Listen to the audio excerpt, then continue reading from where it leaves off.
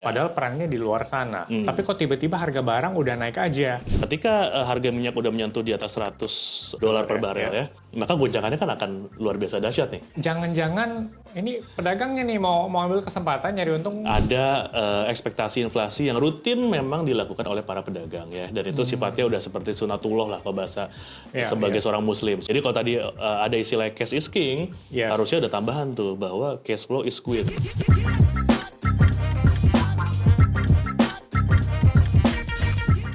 Halo semuanya, selamat datang di Finetics Debat dan Dilema. Saya Antoni Ferdinand, dan di kesempatan kali ini akan ada sesuatu yang berbeda karena kita mengundang salah satu perencana keuangan yang sudah punya pengalaman bertahun-tahun untuk hadir di sini dan berbagi insight. Di sini udah ada Mas Karisma. Halo Mas Karisma, apa kabar? Mas Antoni, kabar baik. Thank you sudah di-invite dan juga akhirnya mampir ke kantor Finetics. Yes, kita pengen belajar bareng-bareng nih. Siap. Nah, pengen kenalan dulu dong sama Mas Karisma.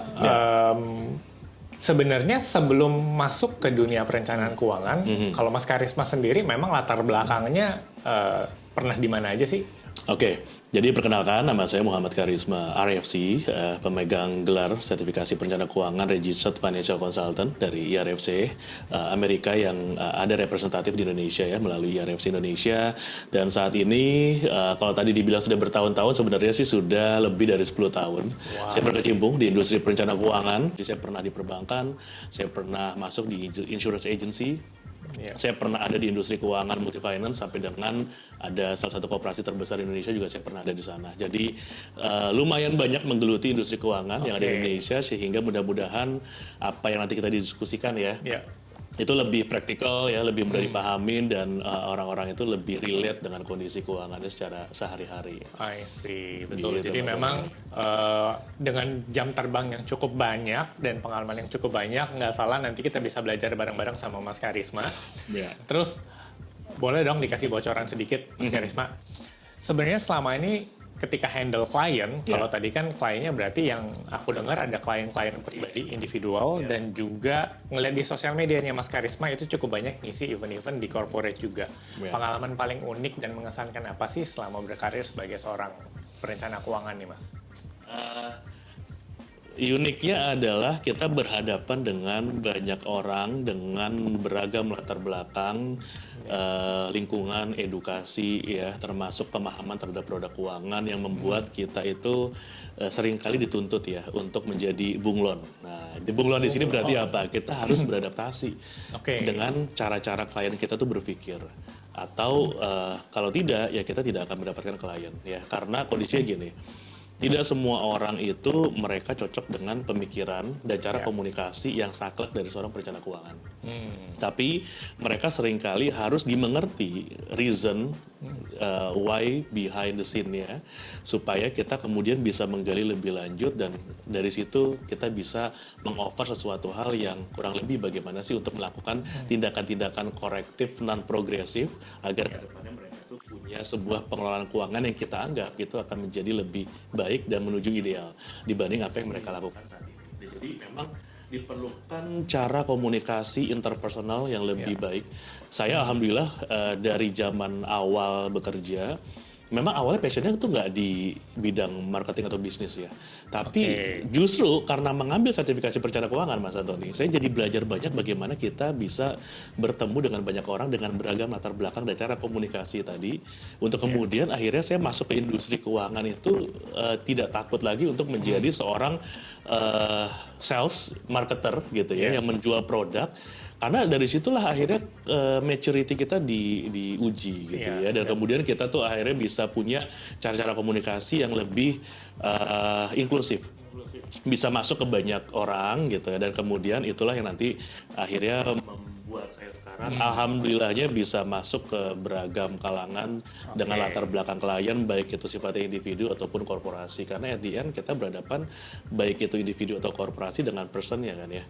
Bagaimana kita bisa approach, bagaimana kita bisa convince mereka sampai dengan akhirnya mereka mau menggunakan jasa kita. Tentu balik lagi ya, dibalut dengan sebuah value yang mereka anggap itu pantas untuk mereka. Jadi yang menarik tadi memang untuk bisa touch kita punya klien harus put perspektifnya di itu ada quotes-nya, put our perspective on other people's shoes ya. Sure. Jadi ngelihat dari sudut pandang dan POV-nya mereka. Definitely. Betul. Oke, menarik. Nah, satu hal. Jadi Mas Karisma, kalau ngelihat dari kondisi yang terjadi belakangan ini, ya. Jadi kalau kita ngelihat berita, isi berita itu kayaknya banyak berita-berita negatifnya melulu ya. Jadi buat teman-teman semua ya, jangan berkedip sampai dengan 30 menit ke depan karena kita akan bahas tentang betapa pentingnya dana darurat atau di satu sisi apakah ini waktunya buat investasi secara agresif. Ya, oke. Nah, kita mulai. Jadi pertanyaan pertama itu yang sering kali bikin banyak teman-teman penasaran adalah dengan kondisi isu-isu negatif, kalau kita ngelihat berita, ngelihat sosial media, ngelihat artikel, kayaknya beritanya pada negatif semua ya, entah karena geopolitik, perang, dan berbagai isu ekonomi lainnya. Dan yang paling lagi di highlight sekarang adalah situasi perang yang sebenarnya dari dulu tuh dari zaman Rusia Ukraina udah perang, kemudian sekarang antara US Israel dan Iran, dan efeknya adalah ke harga komoditas, harga minyak naik, Mas. Ya, jadi harga minyak naik, belum lagi karena Selat Hormuz juga ditutup, gitu. Banyak yang tiba-tiba jadi panik. Ya. Kira-kira apa sih korelasinya kenaikan harga minyak tadi kalau disambung-sambungin ke urusan rumah tangga kita, kantong-kantong kita yang selama ini, emang ada pengaruh langsung atau gimana tuh menurut Mas Karisma? Ya, jadi ada pengaruh yang sifatnya direct, ada pengaruh juga yang sifatnya indirect ya. Bagaimanapun peperangan di Timur Tengah sana ya masih belum berhenti ya dengan tipikal rivalitas yang kemudian berubah ya petanya.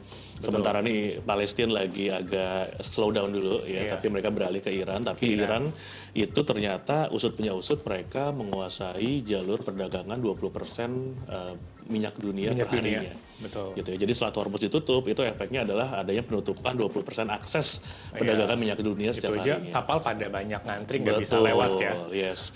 Itu kenapa Amerika tuh mulai ketar-ketir kan ya dengan ditutup, terus mereka udah kasih sinyal, ayo kita kirim kapal perang di Selat Hormuz ke beberapa negara, tapi mereka masih menahan ya. Karena ini keuntungannya buat mereka apa gitu ya. Termasuk China pun akhirnya mengeluarkan statement, udahlah damai aja gitu ya. Karena nggak ada untungnya kayak begini, menang jadi abu, kalah jadi arang gitu ya. Sehingga apapun yang terjadi nantinya justru akan membuat ini konfliknya semakin lebih besar dan juga membawa banyak mudarat lah istilahnya gitu ya, atau tidak bermanfaatan. Tapi menyambung ke kondisi rumah tangga, kita berbicara lebih mikro lah ya. Apa yang akan terjadi nanti ketika itu akhirnya semakin besar secara skalanya? Maka ini baru-baru ini Prabowo ya presiden kita itu sudah mengeluarkan statement ya, di beberapa daerah itu mereka mulai diarahkan atau di-encourage untuk kembali work from home. Oke, work from home. Karena apa? Ini konsumsi BBM-nya akan menjadi lebih efisien ketika WFH. Karena kemarin sempat ada berita konsumsi BBM itu terbatas cuma sekitar 20 hari, 20-25 hari. Cadangan minyak di nasionalnya ya. Betul. Nah, sehingga kondisi tersebut membuat ini kan balik lagi pilot project yang bisa diatur oleh pemerintah adalah para ASN kan ya. ASN diminta untuk WFH, toh kita kondisinya selama pandemi baik-baik aja kok bisa tetap produktif bla bla bla gitu ya. Ada sisi agree-nya tapi lebih baik tidak agree gitu ya. Tapi kondisi ini memang harus disiasati secara serius ya, karena ketika harga minyak udah menyentuh di atas $100 per barel ya, maka memang nanti kita tinggal menunggu waktu ya seberapa lama itu bertahan dan seberapa lama Indonesia itu bisa menjaga subsidinya gitu ya sebesar seperti sekarang, sehingga kita diberikan harga setara dengan 10.000 untuk Pertalite contohnya. Ketika itu naik saja, maka goncangannya kan akan luar biasa dahsyat nih ya Mas Antoni ya, karena mobilitas kita ditunjang oleh para pejuang-pejuang rupiah yang mereka juga mengandalkan mobilitas ya, diantaranya untuk mengantar dari satu titik ke tempat yang lain. Ada yang namanya profesi sekarang ojek online, driver ojol gitu ya.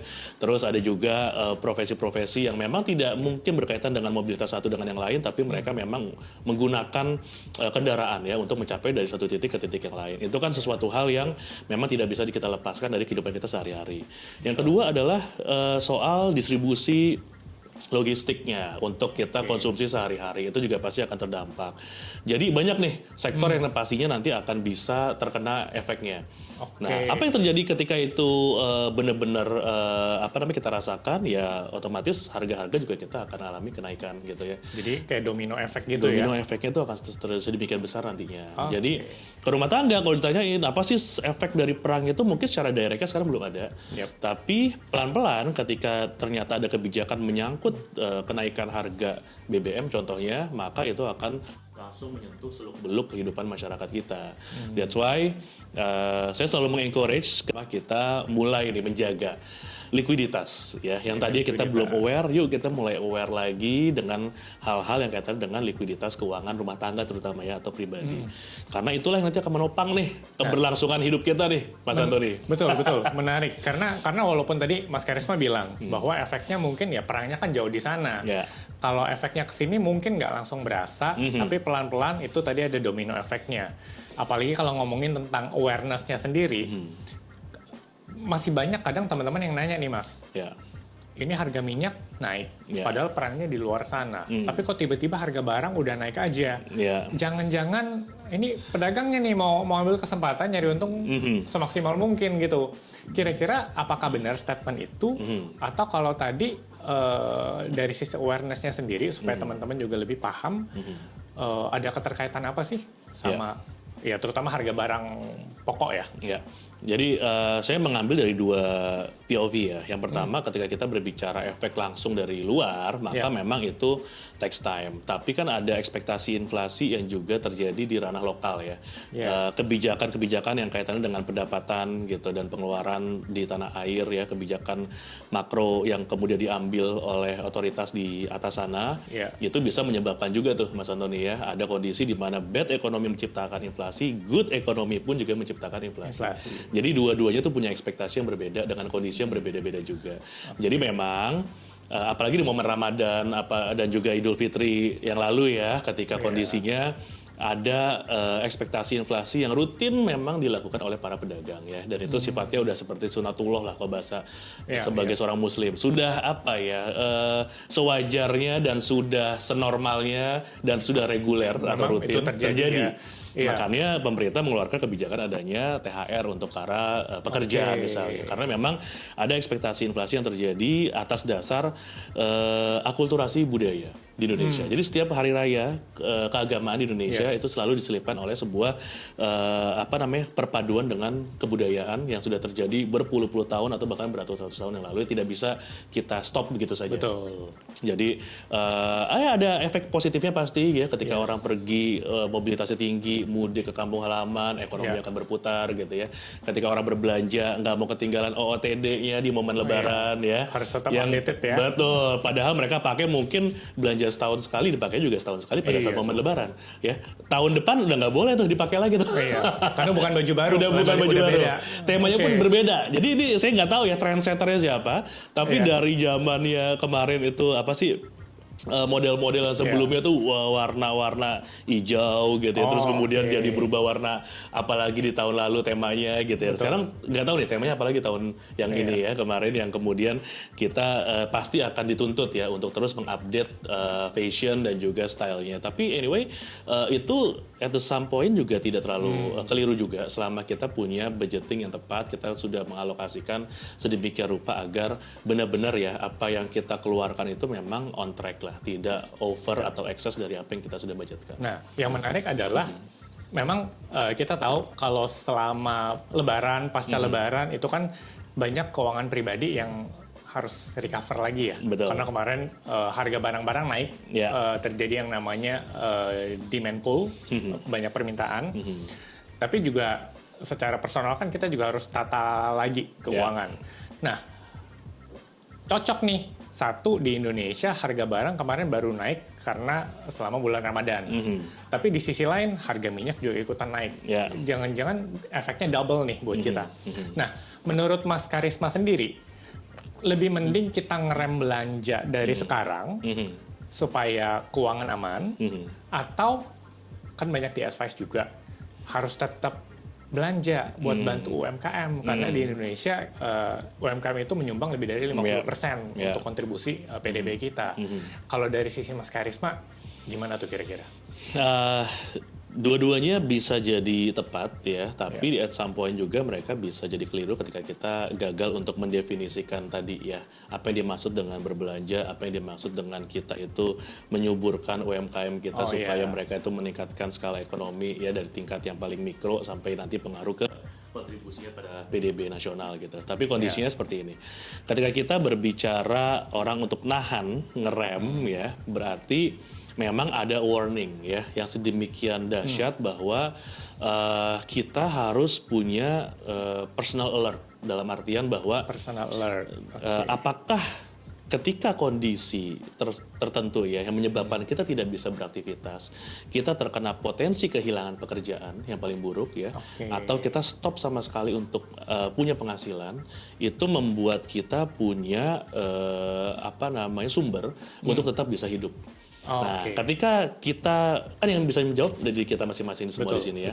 Ketika kita merasa bahwa saya sudah punya nih sebenarnya dana taktis yang saya memang prepare untuk kondisi darurat, ya sejumlah berapapun yang kita punya, let's say dari yang paling minim deh untuk para orang-orang individu masih single 3 bulan gitu ya, maka kondisi begini harusnya membuat mereka makin sadar setidaknya meningkatkan sebesar 2 kali lipatnya tuh, Mas Antoni.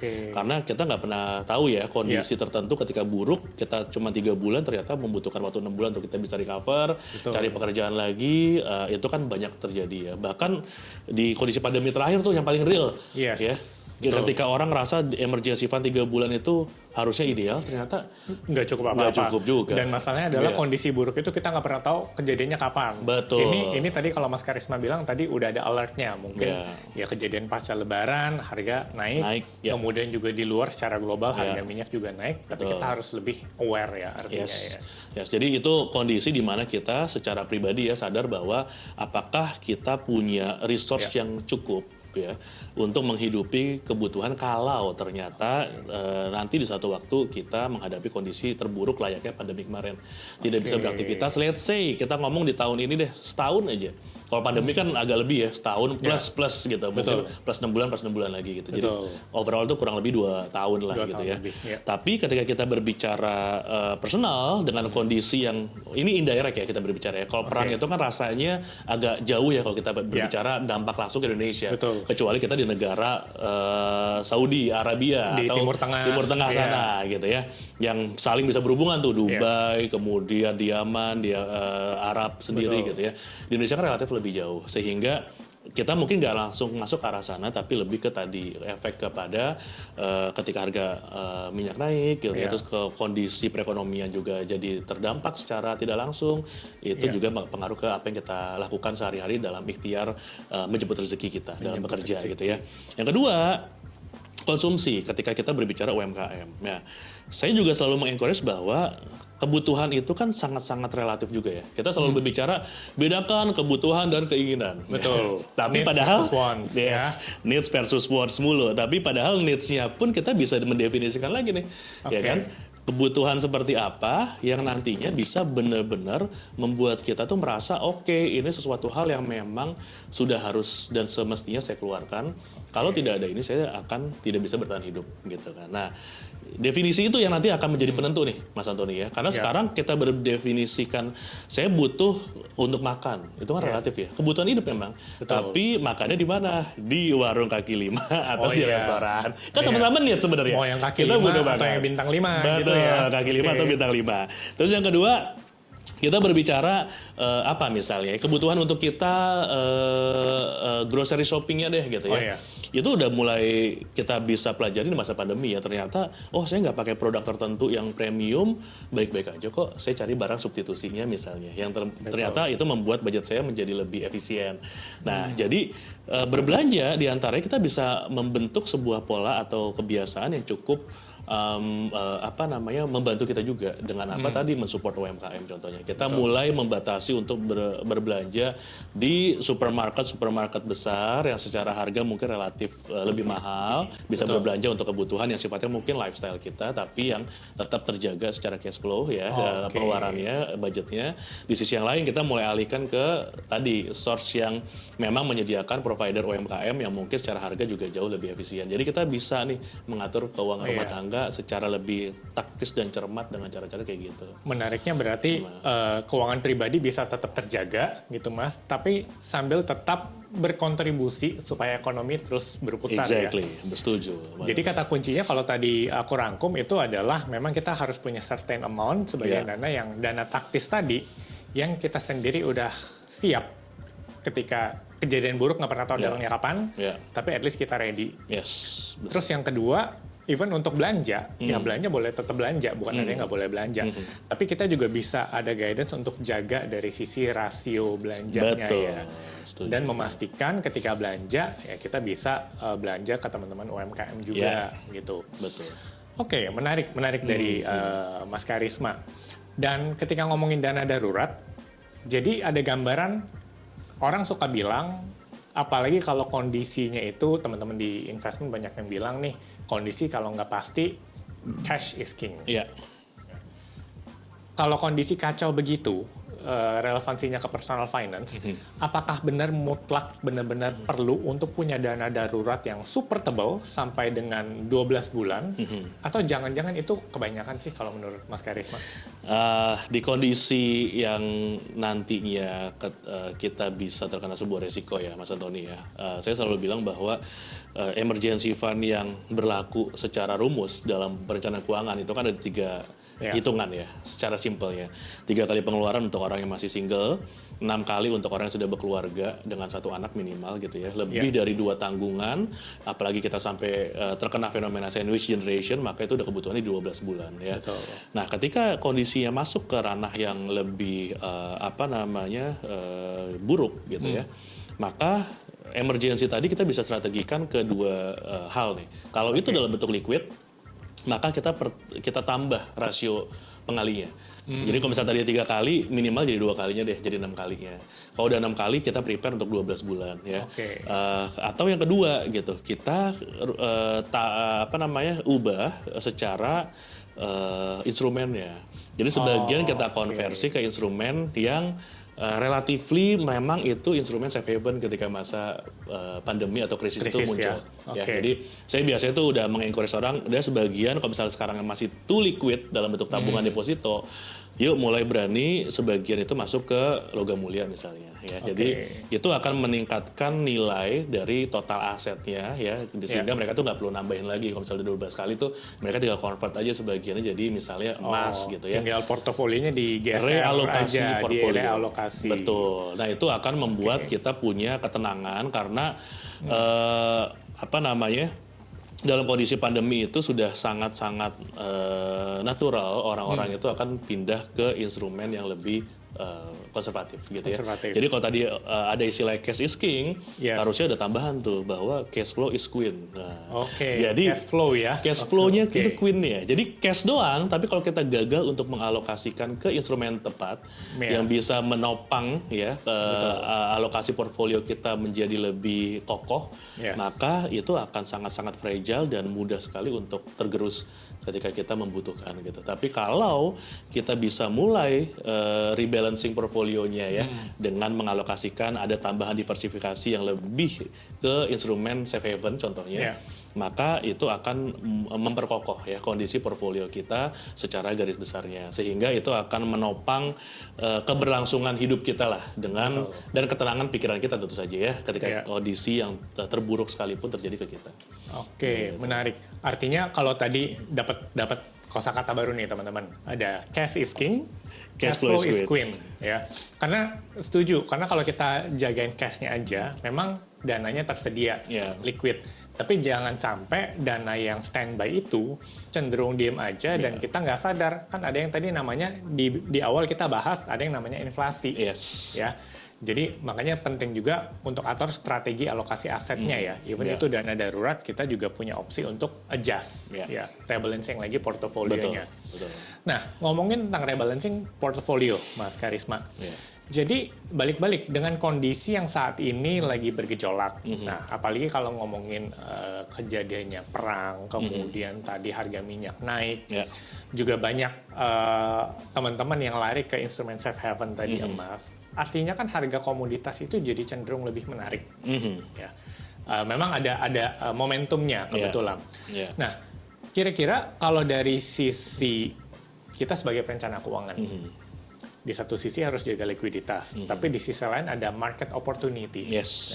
Kira-kira advice dari Mas Karisma gimana seandainya, ini ada kesempatan untuk berinvestasi ke instrumen yang mungkin lebih high risk dengan kemungkinan return juga lebih tinggi, tapi dana daruratnya masih pas-pasan. Soalnya gini, Mas, kalau mau nunggu dana daruratnya udah all 6 bulan, 9 bulan atau 12 bulan, kelamaan.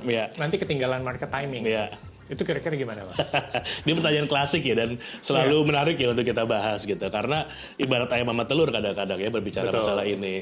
Ada opportunity yang sedemikian besar, ada juga kebutuhan untuk kita menjaga fondasi keuangan kita supaya tetap stabil dan kokoh gitu. Tapi saya coba masuk ke POV yang menggabungkan keduanya nih, Mas Antoni ya. Bahwa dalam pengumpulan emergency fund itu ada sebuah rumus ya, bahwa kita boleh mulai berinvestasi kalau emergency kita setidak-tidaknya itu sudah memenuhi sepertiga dari apa yang sudah kita tetapkan.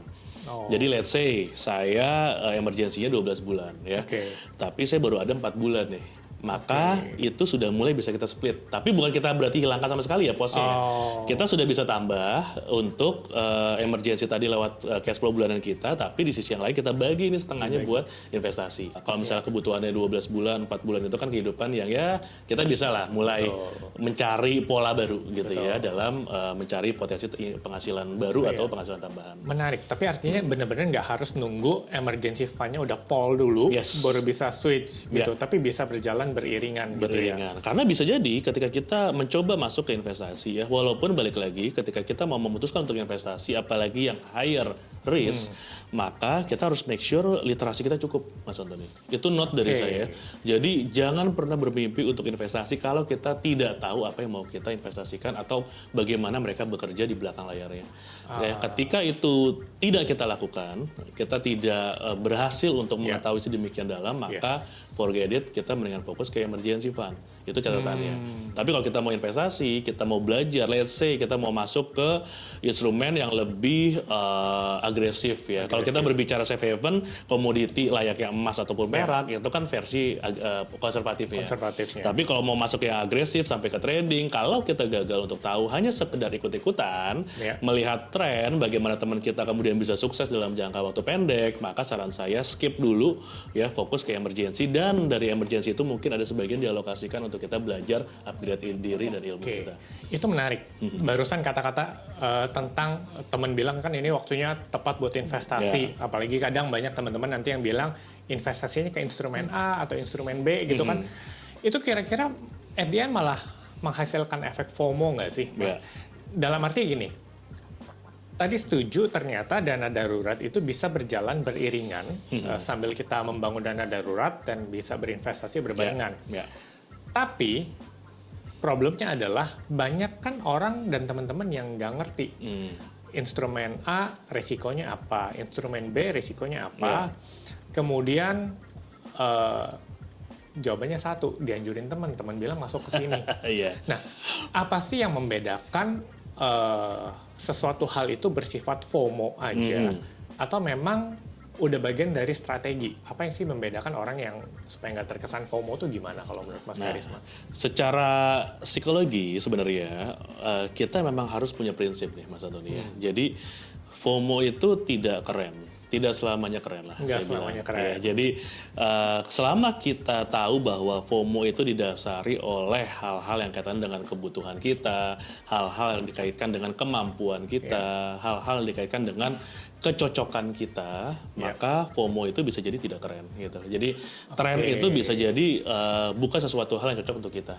Ya, mungkin bagi sebagian orang mereka terpapar dengan tren yang sama atas dasar mereka punya kemampuan, kecocokan, ya, dan juga keilmuan yang memang mereka sudah pelajarin. Tapi bukan berarti semua orang kan punya dasar yang sama ya. Itu yang membuat akhirnya FOMO itu bisa jadi menjerumuskan ketika kita gagal untuk mendefinisikan 3 hal tadi. Ya, nah ketika kita sudah melihat ada sebuah tren yang kita lihat ini kayaknya cocok deh, kayaknya saya mau gitu ya. Maka pastikan tadi kecocokan dengan, kalau kita ngomongin keuangan ya, berarti profil resiko kita. Apakah kita cukup agresif enough untuk ikutan ke sana? Apakah kita cukup untuk punya recovery aset ketika nanti resiko uang kita hilang semuanya di sana? Apakah kita cukup berani kalau misalnya ternyata kita nggak ngomongin untung ya, kalau semua untung semua orang siap gitu. Tapi di Indonesia ada tagline bahwa orang itu Indonesia ya, mereka itu untung diam-diam, rugi keluar-keluar. Oh, makanya wajar kalau di sosial media yang paling banyak tuh kalau lagi rugi. Rame gitu ya. Jadi setiap tuntutan kasus yang ada di Indonesia, orang yang diproses hukum atau sedang dijadikan watchlist oleh para penegak hukum yang kaitannya dengan let's say influencer keuangan, let's say pernah mereka menjadi orang-orang yang memang berkecimpung di industri keuangan ya. Baru-baru ini juga ada yang baru kena denda tuh dari OJK ya. Ada kan ya? Itu terjadi ketika mereka itu membuat rugi orang. Tapi ketika untung apakah mereka keluar-keluar enggak? Nah, ini pelajaran buat kedua sisi nih. Buat para influencer, that's why kita juga sedang menggodok ya aturan RPOJK-nya. Kita kebetulan di perencana keuangan di asosiasi juga terlibat aktif untuk menggodok itu. Kemungkinan di pertengahan tahun ini akan keluar. Saya spill sedikit ya. Ada peraturan rencana RPOJK atau kita ngomongnya peraturan OJK nantinya akan membatasi lah para influencer itu mereka bisa bergerak seperti yang sekarang sudah terjadi di pasar modal. Ya, mereka yang di pasar modal itu sudah ada tuh jelas ada sudah ada license-nya. Ada skemanya. Ya, sudah wajib punya license tertentu untuk berbicara produk-produk pasar modal. Itu yang akan terjadi di semua industri keuangan, produk-produk under LJK, Lembaga Jasa Keuangan. Nah, balik lagi ketika itu memang jadi kita yang let's say lah, saya yang punya masa, saya mengajak orang untuk melakukan hal-hal tertentu, saya dapat fee dari situ. Ketika untung mereka pasti akan happy-happy aja dan saya akan dibayar dengan sedemikian besarnya, rela gitu Mas Antoni. Tapi ada resiko, kan market itu udah semuanya stagnan atau bahkan meningkat ya. Selalu ada kondisi mereka tuh terkena resiko, bearish dan lain sebagainya. Sehingga itu kita harus siap nih sebagai orang-orang yang punya masa, orang-orang yang berkecimpung di bidang media digital ya, sosial media, influencer apapun itu, untuk berhati-hati gitu. Di sisi yang lain, at the end yang punya uang ini masyarakat loh. Kita as a individu gitu ya. Ketika kita kemudian untungnya diam-diam happy-happy aja, terus kemudian terkena resiko, yang paling rugi itu kita sebenarnya. Ya kan, sebagai individu. Karena uang kita yang hilang, uang kita yang terkena resiko atas dasar apa? Ketidaktahuan kita, ketidaksiapan kita ya, dan juga yang paling fatal itu adalah mampuan kita untuk benar-benar memastikan kita punya emergency yang cukup sebelum kita memutuskan mengambil instrumen lain. Menarik. Gitu. Makanya memang balik-balik, walaupun disaja sama temen, instrumen A, B, C bakalan keren, bakalan bagus, tapi uangnya kan uang sendiri. Betul. Jadi tanggung jawabnya memang benar tanggung jawab sendiri ya. That's why supaya nggak masuk ke kategori FOMO, ada baiknya kita juga meningkatkan tingkat literasi keuangan kita. Dan cocokkan, tadi Mas Karisma bilang cocokin dengan karakter profil resikonya ya. Dan make sure kita menggunakan uang dingin, itu Mas Antoni. Banyak orang yang merasa ini uang dingin saya kok, padahal dia nggak sadar ya bahwa uang dingin definisi yang sebenarnya adalah benar-benar memisahkan ya dari rekening aktif kita sekarang, mana yang boleh kita pakai untuk kebutuhan yang sifatnya agresif, uang-uang, ya kalau masalah bahasa-bahasa bapak-bapak tuh uang-uang kenakalan dan lain sebagainya, itu uang hilang tuh, bapak-bapak ya, coba ya. Itu uang hilang bahasanya.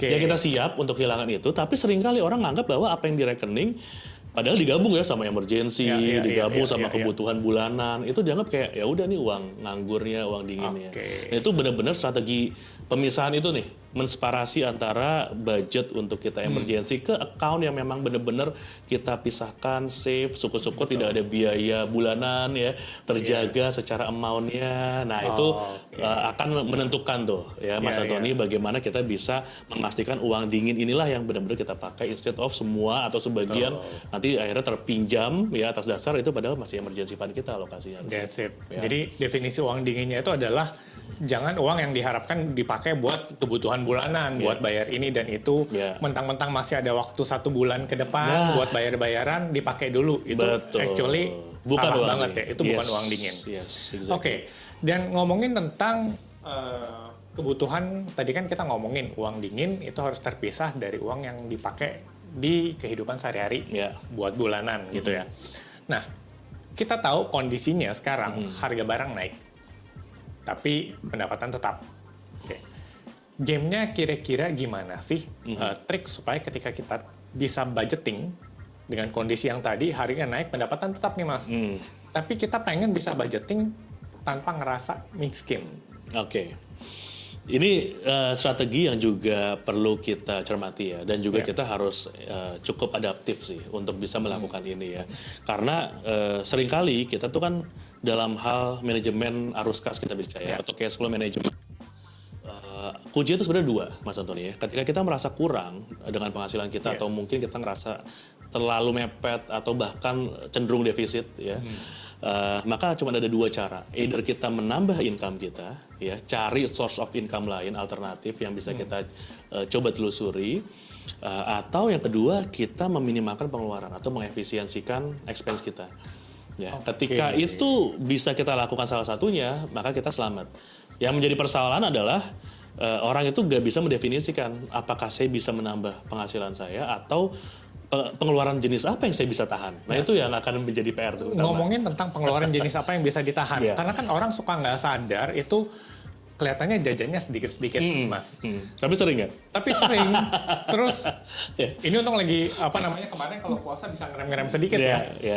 Karena kadang suka nggak sadar kita tuh di rekening jadinya bocor halus.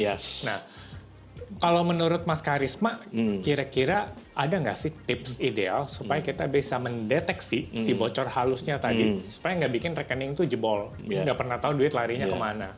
Kira-kira gimana, Mas? Betul. Kuncinya itu sebenarnya di budgeting, Mas Antoni ya. Karena budgeting itu adalah bagaimana kita menyusun sebuah anggaran dan kita mematuhi anggaran tersebut. Oke, udah disusun, dipatuhin. Jangan disusun doang, terus kemudian itu jadi sebuah makalah, jadi sebuah pajangan. Kita abaikan yang, oh iya, kayaknya saya harusnya kemarin nggak keluar itu deh, tapi kenapa saya keluar ya? Nah, kuncinya adalah dipatuhi. Nah, dipatuhi itu ada 2 berarti kan. Kalau gaji atau penghasilan relatifly mudah ya, karena kita tahu kan ya. Saya selalu nanya ke orang itu biasanya di sesi-sesi workshop, kalau saya tanya manajemen cash flow kita, saya tanya penghasilan, itu biasanya hitungan detik udah tahu tuh Mas Antoni. Coba isi bagian penghasilan. Saya tahu penghasilan saya berapa, 5 juta, 10 juta, 15 juta, tahu.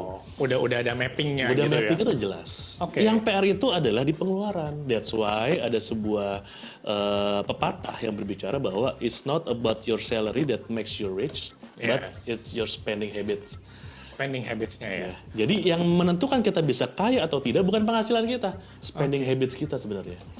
Dan spending habits itulah yang harus kita lebih aware banget. Dan tadi ya harus dipatuhin. Nah, jadi kondisinya sekarang, bagaimana kita membuat spending habits yang terukur, yang terdokumentasi dengan baik. Nah, saya dari dulu tuh selalu menyarankan kita tuh semacam punya media untuk melakukan expense tracking kita.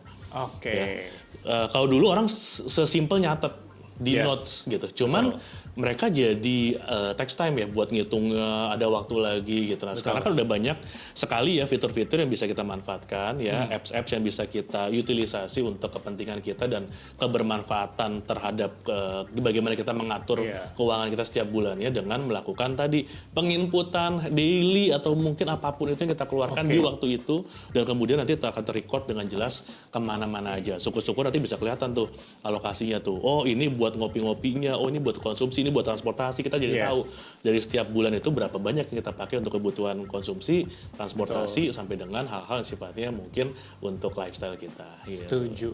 Betul, karena memang gini, kebanyakan dari teman-teman, teman-temanku juga ketika seek advice tentang pengelolaan keuangan, bagian paling malesnya itu adalah untuk mencatat.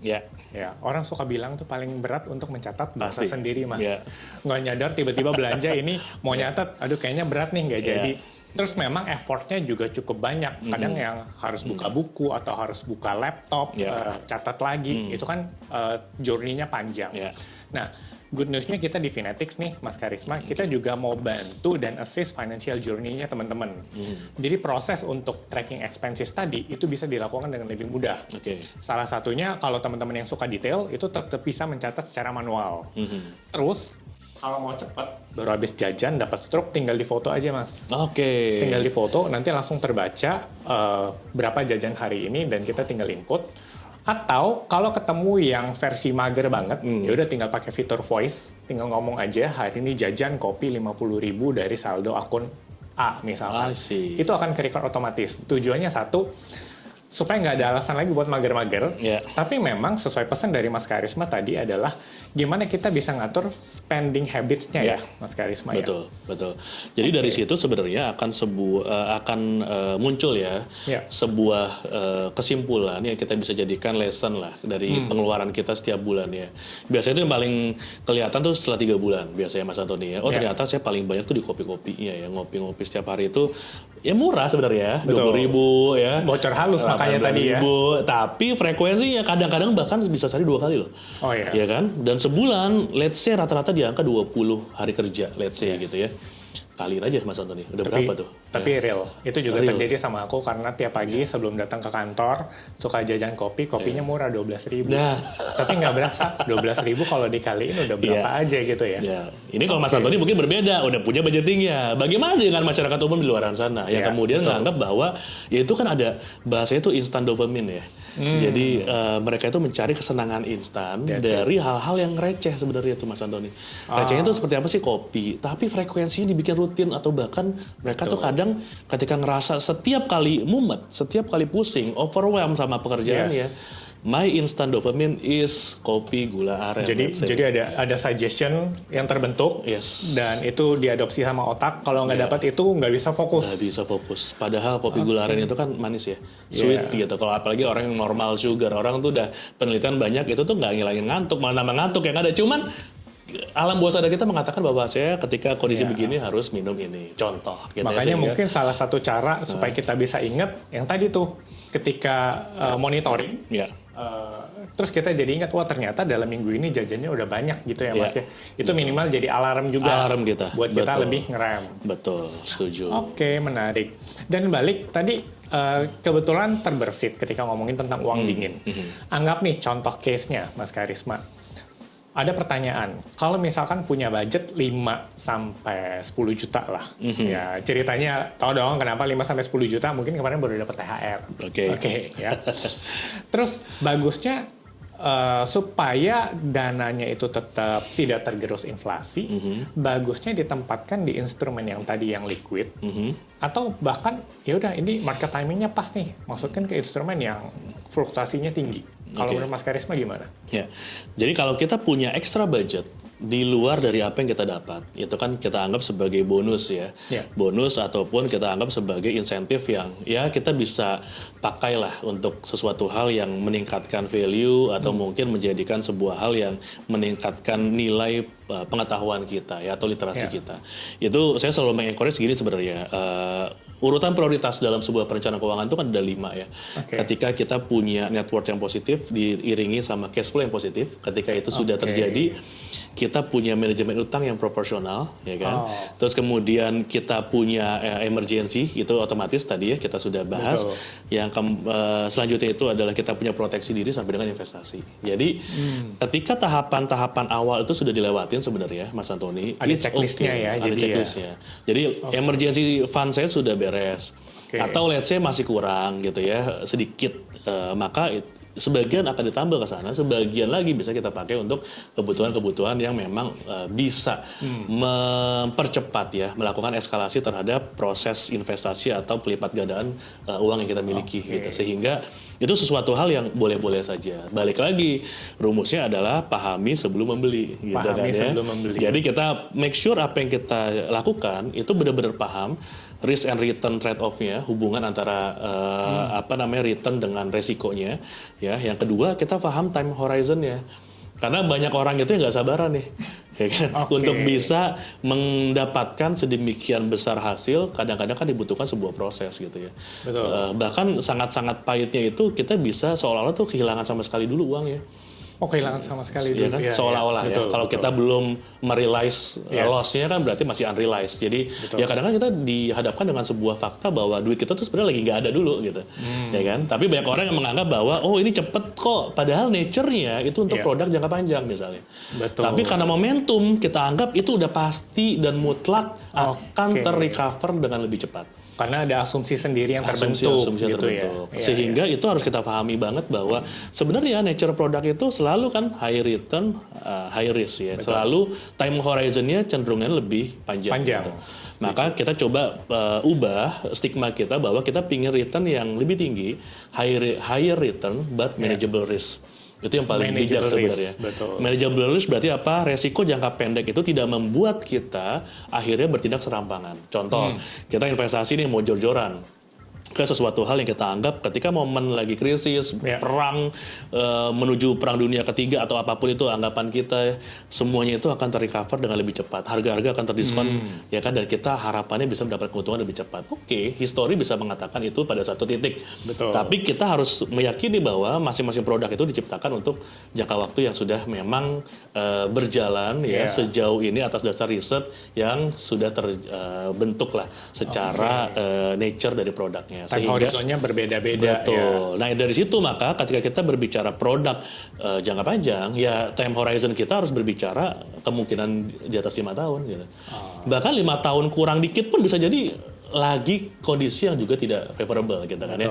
Nah jadi kita harus benar-benar menganggap itu untuk kebutuhan jangka panjang. Nah ketika kita menargetkan untuk setahun ke depan udah reda kali perangnya. Siapa yang pernah tahu perang kemarin ya antara Israel dengan Palestina itu kemudian berlanjut ke Iran sekarang ketika kita menganggap bahwa ini mungkin setahun selesai. Toh juga saham-saham beberapa terutama big banks kita masih suffer ya untuk orang-orang yang sekarang masih koreksi, masih belum dapat cuan gitu. Jadi itu kadang-kadang juga orang nggak sadar ya udah menuju 2 tahun nih kayaknya. Betul. Dan itu harus kita persiapkan untuk jangka waktu di atas 5 tahun. Balik lagi, syukur-syukur kita udah melihatnya untuk kebutuhan-kebutuhan jangka panjang di atas 10 tahun untuk anak saya nanti sekolah SMA atau masuk kuliah itu akan lebih bagus lagi sebenarnya. Jadi kita akan memanfaatkan momentum ini untuk melakukan average down jadinya kan ya. Strateginya tuh DCA makanya dollar cost averaging atau rupiah cost averaging kita masuk dengan installment bulanan aja gitu. Whatever yang terjadi. Sebenarnya nggak harus menunggu market timing tapi kalau memang tadi selama checklistnya udah lewat semua dan darurat udah, kemudian hutang udah, dan memang udah waktunya berinvestasi, yang nggak perlu peduli banget dengan market timing, tapi dengan DCA tadi, dollar cost averaging, itu kita bisa konsisten nabung aja ya setiap bulan ya. Nabung aja. Jadi kalau misalnya ternyata di satu titik dia naik gitu ya sudah, itu bonus kita ya kan kita bisa pakai itu untuk kebutuhan either benar-benar akhirnya menambah emergency kita ya kan. Jadi udah full complete udah ya. Saya fokus di investasi sekarang atau dari situ ya kita bersrategi lagi seperti apa ke depannya. Bikin strategi tadi strateginya untuk manage risk ya. Dan sekali lagi karena kita nggak pernah tahu tadi kejadian buruk kapan datangnya, nggak pernah tahu perang itu kapan usai atau tiba-tiba muncul lagi. Kecuali kalau dapat bisikan dari Donald Trump kali ya. Kadang dia ngebisikin juga, yang lain-lainnya juga dan semuanya agree. Nah, menarik Mas Karisma. Kita lanjut ke segmen berikutnya. Nah, jadi karena bintang tamunya hari ini adalah seorang perencana keuangan, terus ada pertanyaan-pertanyaan dari teman-teman di luar nih. Di screen itu ada pertanyaan. Kak, misalkan kalau gaji baru cair, mending buat lunasin utang dulu. Karena kan pertimbangannya nanti kalau utang-utang yang floating, itu bunganya mulai naik. Atau buat pegangan dana darurat, karena ekonomi ya tadi lagi buruk. Jadi antara utang, pertimbangan bunga tinggi, atau dana darurat tadi. Oke. Gimana Mas? Nah, untuk utang ini ada sebuah fenomena yang memang cukup unik ya. Kita berbicara utang kan ada yang jenisnya konsumtif, ada yang jenisnya produktif ya. Balik lagi, kita baru cair gaji ya. Oke. Rasa-rasanya Mas Antoni, kalau kita berbicara melunasi utang dengan bunga floating itu agak kejauhan. Contoh kan kalau floating itu berarti masuk ke utang KPR contohnya atau KPA ya. Gaji 50 juta sih mereka biasanya nggak bisa tuh untuk lunasan sebagian ya kan di angka-angka nominal kecil. Betul. Mendingan kondisinya berarti fokusnya jadi dua nih. Either kita melunasi utang yang sifatnya konsumtif dengan bunga tinggi atau kita menambah dana darurat kita kalau ternyata utang kita masih cukup proporsional. Utang proporsional berarti sepertiga dari gaji atau income bulanan kita. Nah, berarti definisi proporsional adalah maksimum sepertiga dari gaji income bulanan kita ya. Ketika utang kita let's say gaji kita 10 juta, utang kita 3 juta. Berarti proportional enough. Nah, apa yang bisa kita lakukan? Boleh nggak saya pakai gaji THR saya, penghasilan saya yang saya dapat dari insentif tambahan di bulan Ramadan atau di bulan-bulan tertentu untuk taruh jadi emergency fund saya? Boleh. Gitu karena utangnya sudah proporsional. Jadi kita bisa mengambil opportunity ya kan dengan kita menempatkan misalnya di deposito ada bunga yang kita dapat gitu ya. Masukin di logam mulia sebagian kalau bisa cukup ya setengah berapa ya kalau 5 juta 10 juta itu mungkin cuman dapat ya 3 gram gitu sekarang ya. Itu sudah bisa kita tempatkan dengan harapan nilainya juga akan naik gitu ya. Jadi balik lagi nih alokasinya atau berapa yang besar yang kita dapatkan. Itu menentukan strateginya kita mau melakukan kemana. Jadi selama tadi masih masuk di dalam kategori proporsi utangnya terjaga walaupun floating itu masih nggak apa-apa. Yang penting tadi beresin PR satunya dulu untuk dana darurat ya. Kecuali kalau once itu udah checklist pun kita boleh kumpulin lagi dan nanti mulai dicicil untuk pelunasan sebagian. Mungkin angkanya udah jauh lebih berkembang, lebih besar. Jadi lebih berasa tuh kan kalau floating pun kita potong let's say outstanding kita 500 juta, potong 100 juta lumayan gitu ya. Jadi nggak apa-apa, emergency itu dipakai juga untuk strategi pelunasan dipercepat nanti atau pelunasan sebagian tuh bisa gitu. Oke, termasuk makanya tadi Mas Karisma sebenarnya mention di awal itu bisa berjalan beriringan nanti. Benar banget. Nah, terus tadi sebenarnya kita juga uniknya baru bahas tentang dollar cost averaging, tapi memang ada pertanyaan nggak apa-apa. Pertanyaan kedua, investasi di tengah isu perang, mendingan langsung lamsam atau dicicil. Nah, tadi kan sebenarnya Mas Karisma tuh udah elaborate dari sisi dicicilnya. Tapi cuman pertanyaan singkat, kapan sih kita boleh berinvestasi secara lamsam? Ada? Oke. Berdasarkan pengalaman ya, historis memegang case-case klien nih. Ini saya secara individu ya, saya tidak bisa menyamakan secara teori umum ya. Tapi saya pernah punya pengalaman memegang klien yang punya lebih dari 23 produk reksadana. 23? Mas Ferdinand, Mas Antoni ya. Bahwa kondisinya ketika saya do research, saya lakukan strategi-strategi yang fokus kepada beberapa produk reksadana saja dengan strategi dollar cost averaging, ternyata dia itu punya potential opportunity cost ya senilai 400 juta loh. Ketika mereka memfokuskan strategi investasinya secara dollar cost averaging dan fokus ke beberapa pemilihan produk investasi saja. Jadi sekarang orang-orang yang punya banyak produk keuangan tidak guaranteed dia lebih kaya. Orang-orang yang punya banyak produk keuangan tidak guaranteed dia punya return yang lebih tinggi. Tapi kita dengan fokus kepada maksimal, saya bilang tuh 3 produk aja, ya, yang sejenis ya terutama, dan mereka fokus dengan skema dollar cost averaging, sebenarnya mereka tuh punya opportunity lebih kaya. Saya waktu itu cashnya tuh di atas 5 tahun ya, sekitar udah jalan tuh 7 tahun gitu. Mereka punya opportunity lebih besar untung 400 juta dibanding mereka tuh membagi ke sedemikian banyak produk, terus ya udah nanti-nanti aja. Oh ini sekali itu ya saya lamsam, sekali saya ini lagi ada duit lamsam, itu ternyata kalah secara returnnya dibanding kita mengambil dollar cost averaging.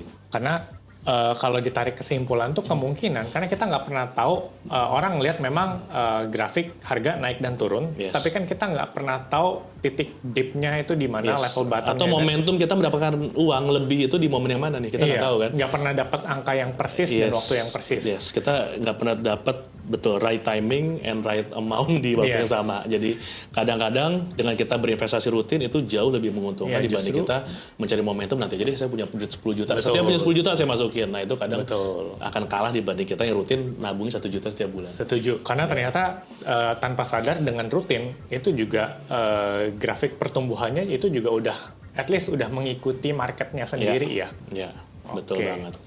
Menarik, jadi itu sedikit gambaran ya, tapi kesimpulannya silakan diambil berdasarkan kondisi yang sedang dialami oleh penanya. Setuju. Oke, lanjut. Banyak nih teman-teman pertanyaannya. Nah, tadi ngomongin dana darurat, Mas Karisma. Gaji pas-pasan tapi pengen punya dana darurat. Gimana, Mas? Maksudnya gaji pas-pasan buat sehari-hari aja udah lewat-lewat aja nih. Tetap bisa nggak sih buat punya dana darurat? Jawabannya bisa selama kita memegang prinsip sisihkan bukan sisakan. Sisihkan bukan sisakan. Oke. Jadi ada bahasa juga ya, IDM membicarakan masalah pay yourself first. Bayar untuk diri kita sendiri dulu di masa yang akan datang. Nah, prinsip sisih dan sisa ini yang seringkali tuh gagal kita terapkan atas dasar kita tuh merasa bahwa nanti kalau ada sisa saya baru investasi atau saya tabung. Jadi kalau kita punya sebuah bagan gitu ya, penghasilan, di sini pengeluaran, sisanya baru kita tabung. Biasanya tuh stop sampai pengeluaran. Nggak pernah ada sisa. Nggak pernah ada sisa. Gitu ya. Tapi kalau kita menyisipkan prinsip sisih, itu ibarat karyawan yang mereka itu punya gaji, tapi mereka menganggap penghasilan mereka itu take home pay. Ngerti bedanya ya? Mereka punya gaji, tapi mereka menganggap penghasilan mereka take home pay. Apa bedanya? Gaji sama take home pay kan gedean gaji ya? Betul. Kita selalu di tanda tangan kontrak tuh biasanya gajinya kan lebih tinggi. Gaji itu selalu lebih tinggi, gross. Tapi take home pay kita lebih sedikit. Potong PPh 21-nya, potong premi BPJS TK, BPJS Kesehatan. Kalau ada perusahaan yang DPLK, potong lagi premi DPLK. Dana pensiunnya ya. Dana pensiun. Nah sekarang gaji kita tuh berapa? Dari let's say 5 juta gaji bersih-bersih 4,3. Anggap aja kayak gitu. Kita menganggap 700 ribu kita tuh hilang. Ya kan? Nah itu prinsip sisih tuh Mas Antoni. 4,3 cukup nggak cukup harus cukup. Dicukup-cukupin pokoknya angkanya segitu. Lifestyle kita menyesuaikan. Ya kan? Nah itu yang membuat akhirnya kenapa orang-orang pekerja kadang-kadang tuh kaget ya, ternyata saya punya 500 juta. Kan saya suka beberapa kali isi workshop MPP juga ya, masa persiapan pensiun gitu. Jadi begitu kita melakukan pendataan ya kan aset, mereka kaget tuh cek saldo JHT-nya. Karena selama ini nggak pernah dicek. 500 juta, kerja udah 25 tahun, 30 tahun. Bayangin nggak kalau misalnya dia suruh nabung sendiri pada saat itu, dikasih gross silakan atur sendiri. Mungkin nggak ketabung-tabung. Mungkin nggak ketabung-tabung, dan saya nggak yakin nyampe 500 juta juga gitu. Ya kan? Karena nggak semuanya udah terliterasi dan nggak semua paham bagaimana menstrategikan itu. Nah, lakukan prinsip itu di keseharian kita sekarang. Jadi kalau kita mau bisa untuk konsisten nabung, ya, maka konsep sisih itu ditambahkan dari apa yang sekarang sudah terjadi di take home pay kita. Jadi take home pay itu kan mengcover sebagian kecil aja dari kebutuhan pensiun kita kan ya. Sekarang tambahin deh sekitar let's say mungkin 10% lagi deh. Ya minimum 10%. Ya, karena kan rasio tabungan ideal kan 10-20% ya. Let's say yang udah kepotong 10%, tambahin 10% lagi jadi 20%. Dan rasakan nanti ketika itu sudah langsung di auto debit ya, maka apa yang tersisa di rekening cukup nggak cukup akan cukup. Cukup nggak cukup akan dicukup-cukupin sehingga kita akan terbiasa dengan penghasilan kita yang sudah disisihkan dan dipotong oleh sebegitu banyak di awal tadi ya, betul. Makanya menariknya adalah kalau memang kita udah bangun prinsip pay yourself first dan ketika ada anggaran yang memang itu harus di spending, once anggaran itu kalau memang ada sisa dan mau dijajanin lagi pun nggak masalah sebenarnya, karena itu memang anggaran yang harus habis. Mau dipakai lagi boleh selama di awal udah disisihkan dulu. Jadi kita nggak ngerasa feeling guilty, ngerasa bersalah ya. Jadi nggak berarti bahwa ketika kita mengatur keuangan sedemikian rapinya kita nggak bisa having fun ya gitu. Saya salah satu orang yang selalu menekankan bahwa we have to be balanced on financial planning gitu. On present and future needs. Jadi saya traveling tetap hobi ya. Setahun sekali target saya traveling 2 kali yang besar gitu. Besar itu berarti nggak cuma weekend atau mungkin momen 3 hari tapi kayak benar-benar seminggu 2 minggu gitu. Jadi trip ya. Trip sekali dalam negeri sekali luar negeri gitu. Jadi itu salah satu target pribadi saya tuh Mas Antoni, supaya itu benar-benar bisa menambah pengetahuan saya dapat banyak experience di luar sana, saya dapat refreshnya gitu. Karena itu bagian dari target pribadi. Makanya itu yang terus saya jalanin dan tahun ini nih yang berarti saya belum, tahun lalu kan udah gitu ya.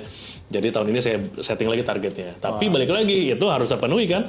Unsur-unsur dasar tadi udah terpenuhi baru kita bisa enjoy. Jadi nggak ada hal-hal yang perlu membuat kita tuh jadi sedemikian susahnya selama prinsip itu udah kita lakukan. Sama halnya seperti kebutuhan kita sehari-hari yang bisa terpenuhi dari take home pay kita. Betul. Nah ini related ke pertanyaan selanjutnya.